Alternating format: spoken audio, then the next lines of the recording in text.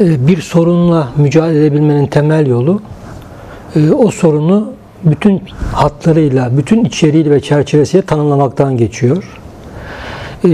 Biz gece yatıp sabah kalktığımızda ifade edilen gün itibariyle söylüyorum, rejim değişmedi. Bu rejimin bir adı vardı, bunu koyalım. Ve de tabii ki değişti artık diyenlerin sayısının artması kıymetlidir. Ama bu bir anda olmadı. Bunu iyi görmemiz gerekir. Yapacaklarımız bundan sonrası ile ilgili stratejiyi nasıl belirleyeceğiz? Ne gibi olanakları arayışı içinde olacağız? Bu soruların yanıtı için kıymetli. O bakımdan yakın bir tarihsel sürecimizi ana hatlarıyla beraber gözden geçirelim isterseniz. 2010 12 Eylül'ünde gerçekleştirilen anayasa referandumu Türkiye siyasi tarihinin bugünü açıklamak için kritik tarihlerinden bir tanesidir biliyorsunuz. Yürütme, yargı organının içine müdahale edebilmenin adımını atmış oldu. 12 Eylül Anayasası'nda olmayan haklar yürütmeye verildi. Bir tanesi bu. Bir diğeri hepimiz için sorunlu bir tarih. 15 Temmuz kanlı darbe girişimi. Darbe demek doğru değil, bir girişim olarak almak gerekebilir. Bugüne kadar siyasi aktörlerinin görünür hale gelmemesi, hatta saklanıyor olması bile o tarihin özel önemini ifade ediyor. Çünkü biliyoruz ki hep beraber 21 Temmuz 2016'da OHAL ilan edildi. Eş zamanlı olarak iktidar tarafından, hükümet tarafından bir anayasa darbesi de gerçekleştirildi. Bu tarih kıymetli. Ardından 2017'nin hemen başında 16 Nisan'da bir anayasa plebisitiyle partili Cumhurbaşkanlığı hükümet sistemi plebisitine gidildi. Ve İstanbul'da çıkan hayırlar Türkiye geneline yetmedi. İlk defa Türkiye'deki bir genel seçim ya da genel oylamada İstanbul'un sonuçları Türkiye geneline yansıtmayan bir sonuç çıktı. Neden?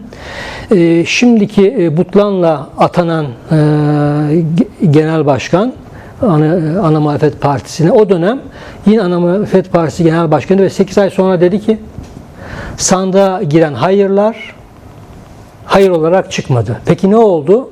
Yüksek Seçim Kurulu o tarihte ilk kez Türkiye siyasi tarihinde mühürsüz, yani o sandığa ait olduğu kanıtlanamayan oy zarflarını geçerli kabul etti. Ondan çıkan oyları geçerli kabul etti. Ve bir plebisitin sonucu o sandığa bir şekilde eklenen o oylarla değiştirildi ve Türkiye en azından partili Cumhurbaşkanı hükümet sistemine geçişin kararını verdi. 2018 genel seçimleri sonucu itibariyle de o sistem yürürlüğe girdi. Bu tarihler var. 2015'te ne oldu? 2015-8 orada önündeki görüşmeleri, barış süreçlerini hiç ifade etmeden geçiyorum. 2015 8 Haziran'daki seçimler. Ne oldu? Hükümet tek başına AKP hükümet olamayacak bir sayıda milletvekili ile çıkmışken seçim sonucundan seçim sonuçları uygulanmadı. Ertelendi. Böyle bir tablo yaşadık. Bütün gelişmeler 2016'nın biliyorsunuz 1 Kasım'da seçime gidildi. Bir baskın seçim gibi ama öncesinde 10 Ekim var. Türkiye'nin kana bulunduğu yaz dönemini unutmayalım. Kürdistan illerinde yaşananları. Ardından gelen tablo 1 Kasım seçimleri nasıl oldu? Hangi koşullarda gidildi? Seçim bölgelerinin değiştirilmesi meselesi. Her bir seçimde, sistematik bir biçimde bunları yaşadık hep beraber. Ve yakına gelelim. 2025'in 19 Mart'ında Cumhurbaşkanlığına en yakın aday etkisizleştirilmek için hapse atıldı. DEM Parti, affedersiniz, Halkların Demokratik Partisi'ne 2016 Kasım'da yapılmış olunan bir biçimi itibariyle eş genel başkanlarımız sevgili Figen Yüksekdağ ve sevgili Selahattin Demirtaş da dahil olmak üzere milletvekillerinin dokunulmazlığı kaldırıldı ve doğrudan doğruya gözaltı ve anında tutuklamalar gerçekleşti. Hala içerideler. Tutukluluk halleri, hükümlülük halleri devam ediyor. Tutsaklar yani bu tabloda. Bunlar rejim değişikliğinin parçaları değil mi? Bütün bunları görelim. 19 Mart 2025 benzer bir biçimde. Son gelinen tablo esasında seçim sonuçlarının değiştirilmesi meselesi. Yerel seçimlerde bunu yaptılar. Baştan yine Kürt illerindeki Halkların Demokratik Partisi belediyeleriyle başladı.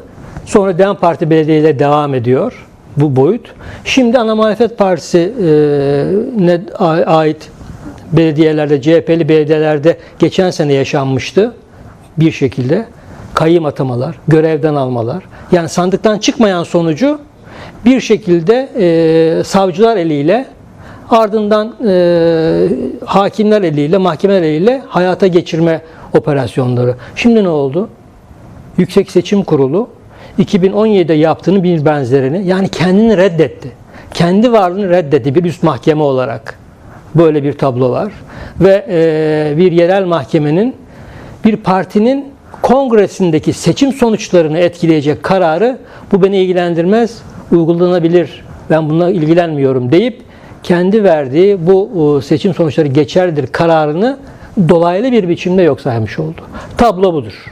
Bu tablo 2010'dan beri esasında adına doğrudan doğruya faşizm dememiz gereken ve ona göre adım atmamız gereken bir siyasi rejimin gerçek kimliğidir, gerçek görüntüsüdür bu yönü itibariyle. Yani o zamanlar şöyle bir tartışma oluyordu. Kusura bakmayın, biraz uzun oldu. Hemen tamamlayayım.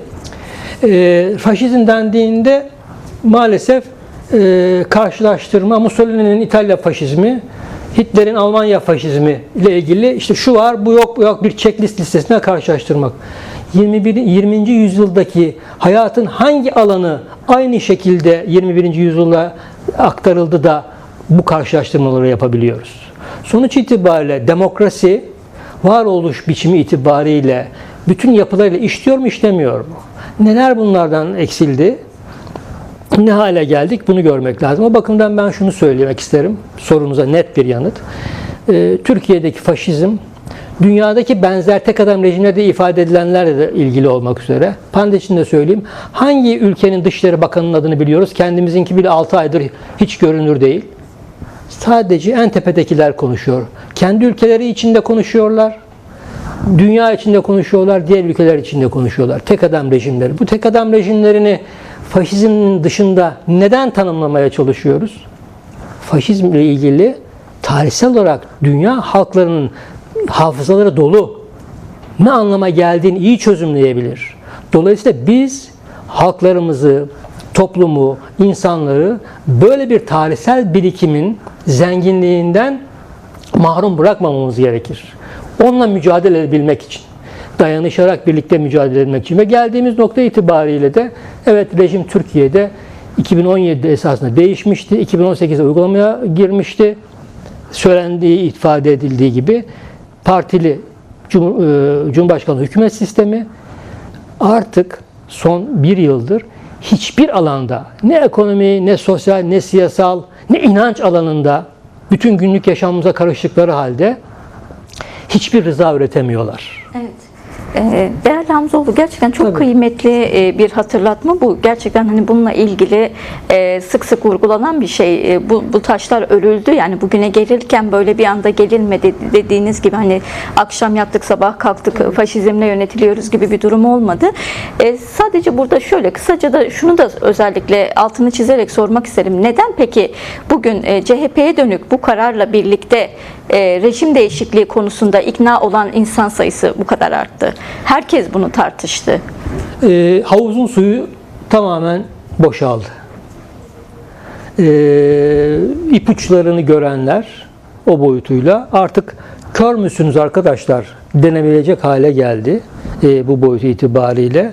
Bundan sonrasını bu şekilde değerlendirilmezse eğer ve yeni adımlarına iktidarın gerçekten hep birlikte çok net, çok kararlı bir biçimde yanıt verilmezse maalesef bir daha pardon şunu yanlış yapmışsınız, affedersiniz bizim buna ihtiyacımız var gibi bir rica minnetin bile yararı olmayacak.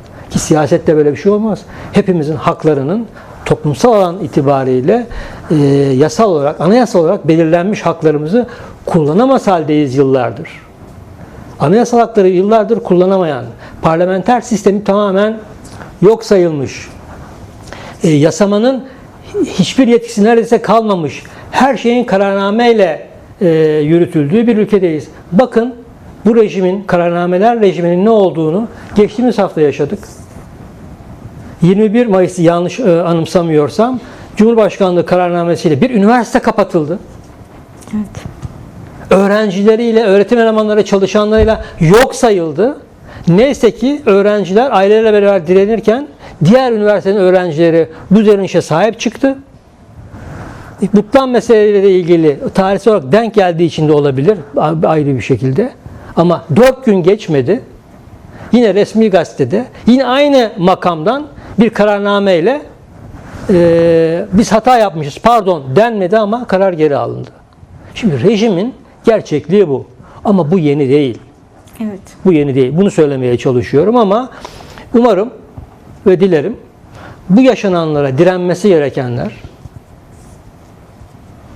direnme kararlılığında olanlar artık önlerinde birlikte dayanışarak, birlikte mücadele için herhangi bir sorunu, çözülebilecek bir sorunu, iktidarın topluma, Türkiye halklarına yaşattığının yanında gerçekten anlamı olmayacak kadar küçük olan bu sorunları gerekçe göstermeden yaşananlar karşısında birlikte tutum almak, birlikte direnmek gibi bir kararlılığı kazanırlar.